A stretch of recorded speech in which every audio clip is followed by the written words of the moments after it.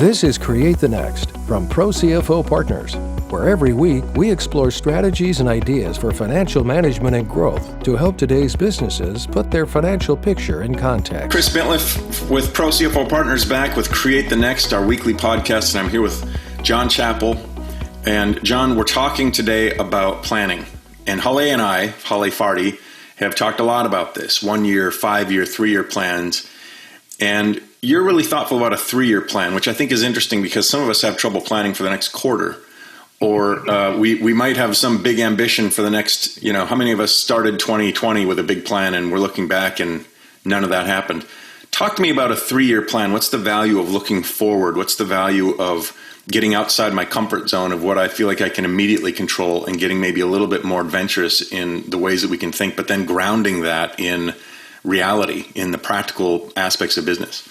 Well, with a 3-year plan, 5-year plan, 12-month plan, any degree, the first thing is being forward-looking and really anticipating what direction the company wants to go in, what it needs to achieve, to accomplish its objectives, understand where there might be some gaps and challenge points coming ahead.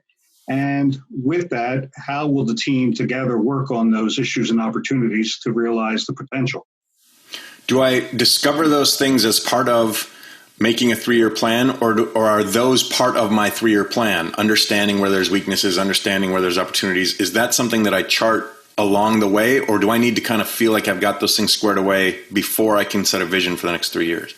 The world's always changing. Conditions are always changing. I think it really comes down to first knowing where you want to go. And with that, do you have the capabilities to realize that, whether it's with your product offerings, is it with your need to drive innovations, is it with your organizational effectiveness, the ability to drive profitability? There's many different considerations that need to happen. And when you're doing a 3-year plan, I think the first point you really need to do is, at least on a leadership team level, truly understand what are the strengths, the weaknesses, the objectives, and building a high-level roadmap on how you're going to get there.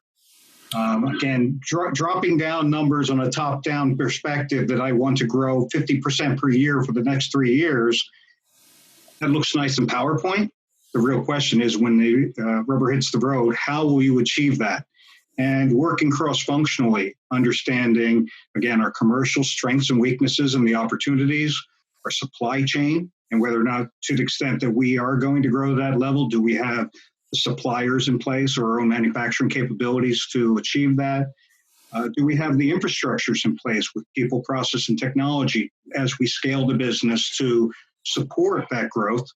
And with it, how can we do this while building an organization that believes in operational excellence? So there's a lot, I think, there to unpack. Yeah, so if I'm diving into this, what do you recommend I prioritize first? What do you recommend is it that kind of SWOT analysis? What do I first do to sort of start to have a strength around this 3-year vision and not just feel like I'm throwing darts against a board and hoping things stick? Well, I think that the top-down parameters or measures that you want to achieve with key value drivers in sales, your cost of sales and creating marginal improvement, your overhead investments, your investment in commercial spend, whether media promotion, those are all important. And with it, as you look through it, you need to also understand, again, other aspects of the business. But first, putting those guardrails in place give us a framework towards working towards. And from an organizational perspective, I think that SWOT of understanding where our strengths are and our opportunities with respect to base business, new products and innovation, organizational excellence, people and leadership, those all need to be built into the context of where we want to go. And traditionally, if you've got that framework in place, the next step I always think is gathering the leadership team to make sure that there's an alignment on what we want to do and our capabilities of getting there. Every organization and every function is going to have their own wish list of things to do and fires to put out on a day-to-day basis, but an overarching strategy, an overarching alignment on these are our mandated objectives and priorities, and these are the things that we need to be focusing on, and how each one of our functions can contribute to achieving those, I think that's step one. I think that coming down with the top-down targets is very commonplace, but ultimately I think you need to start dissecting the different operating segments and understanding, again, how can you build that roadmap to get there. Now, do you have guidance around, when I think about the goals, I see a lot of organizations put way too many goals out there, or they have a 3-year plan that is too involved. They're trying to do too many things. They've got too many big visions. And then I see other organizations that say, if we can just get these 3 things, and then maybe they'll try to work backwards. Do you have guidance on that? How broad should we be thinking? And I'm thinking of this, let me put some context in it, from a leadership team where we've got some visionaries who want to take on the world, and we've got others who are very sort of pragmatic and really would like to, let's focus on this, or let's have these 3 checks done or whatever. And there's a balance there that any leadership team needs to find. But what's your guidance on that? Should we think big or should we think specific? Well, I'm never going to frown upon anyone being ambitious and thinking big. Yeah. But as far as making it a realistic and attainable plan, I really like to focus on the value drivers. What are the keys that are going to get us there? And focus on doing those 2, 3, or 4 things really well and executing, again, flawlessly and winning on the ground. And ultimately, to the extent that you have those other wish list items, if you've got the bandwidth with resources, could be people or money, you maybe embark on those. But as a primary goal, particularly considering most organizations have limitations on resources, whether they're people and money and how many initiatives they can work on, I'm a big advocate of looking at the big wins, a few select items, and doing them very, very well. How do I set a 3-year goal that that isn't just sort of floating around and I'm willing to shift it around and adapt and throw it out and build another one next year? How do I stay disciplined on my 3-year goal, even as market dynamics or as business dynamics are so often changing around me, so that I need to pivot sometimes? Pivot is the wrong word. I need to subtly move sometimes, but I'm not losing focus on what I said I was going to do in 2017 is still relevant here in 2020. That's an excellent question. I think as you go down this path, planning and estimates and forward-looking views are always going to change. As you said, there's many different conditions in the marketplace, competition, timelines have been impacted. So you will change those. I think the best way of doing this is actually using a rolling type of plan. First off, from a business planning perspective, many companies, as you said at the start, don't know what the heck's going to happen in the next month, let alone the next quarter or next year. But as you build those plans, to the extent you have 3-month planning, 4-month, 6-month planning, 12-month planning, using that as the base, and then building outer periods based on drivers. The key areas that impact any plan will be your top line and whether or not you're driving that through sales price, through volumes, through acquisitions. It could be also with new product innovation, your cost of goods sold, and understanding, again, how do you control that, driving your higher selling price, how you're driving product mix that is more profitable, and at the same time, squeezing cost out of your cost of goods sold, driving efficiencies in your operations, so your overhead costs are nominal. And to the extent that you're now generating profit, reinvesting that in the business through commercial investment to drive your brands. It's an ongoing process. It's a cycle that never really ends. And if you at least have that foundation in place for the near term, adding on to that for additional periods isn't that complex. Yeah. And I think that that's something that it should be a living, breathing document. I don't think a 3-year plan is something I created in 2017 and put on a shelf. And I create another one in 2020 and then put that on the shelf. This actually should provide a framework for where we're going. And as the management team, leadership team, the owners periodically assess where they are and where they're going, that's where, again, they're going to decide how to pivot and where to change, because they're setting targets with a product or dimension, they're setting it with a customer dimension or channel dimension, and how are we performing against those, and to the extent that we're lagging our objectives, what steps do we need to address to close those gaps? Do you recommend that as I work backwards from the 3-year goal, how much should that inform my quarterly goal? Because what I see a lot happen is we get really focused on these quarterly goals. It almost is, if I've got an idea to run a marathon and I'm going to start, and that's my 3-year goal, but I'm going to start by training for a 5K because that's what I'm ready for. I can get so fixated on the 5K that I can lose sight of that larger thing. So in this moment of quarterly adjustments and annual adjustments, I'm thoughtful about that 3-year goal. How informed should that be for these short-term goals that I'm making? Or should the short-term goals just always be made in consideration of, but we said in 3 years we wanted to be here, everybody? Mm-hmm. Well, I think, again, it also depends upon the pressures in the audience. If you're a publicly traded company, you certainly have a very sharp focus on the quarter-to-quarter earnings. And as a result, you are going to probably be more short-term focused and adapt to the short-term needs. If you are a privately held company, hopefully, again, you're generating enough liquidity and cash flows to continue to fund your objectives, and you can stay the course and drive that.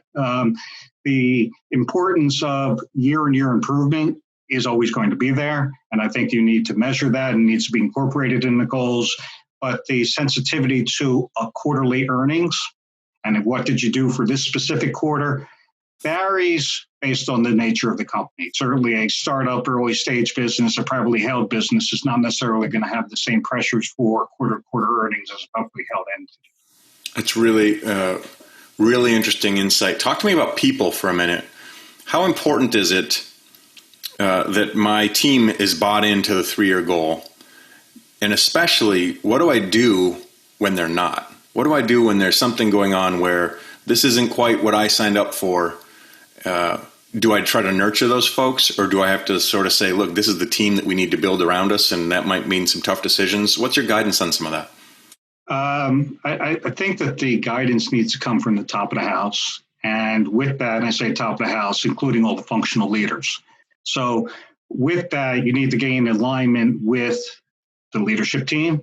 And I believe then it's their responsibility to cascade those objectives and ensure that their own functional goals, objectives, mandated performance objectives are incorporated and that there is alignment. So, I think that the first step is ensuring that the leadership team is all on board. If not, resolve it there.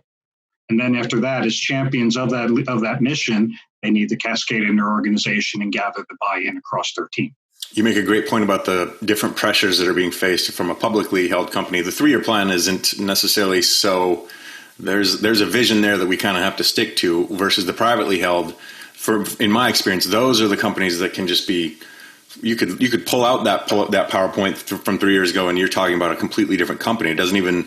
None of the things you thought were going to be important have been the things that you focused on. And I think discipline is one of those really important things. Audacity and discipline, thinking big and not being afraid to think big and have those stretches, especially for the privately held. But then to have the discipline to say, we're going to stick to this, even if we need to move and flex, even if we find it takes 5 years instead of 3 to get there, at least let's all be rowing in the same direction. Do you agree? I totally agree with that. I think that it's imperative that again, once you have those alignments, and typically on the success drivers, you go out and execute. You're going to be measuring your plan versus actual. You're going to be reassessing what went well and what didn't go well. You're going to tweak your activities and execution to hopefully, again, minimize the downsides and take advantage of the opportunities. You're constantly going to be driving a spirit of continuous improvement in your organization and ideally deliver those outstanding business results, those improved KPIs, not only financial, operational.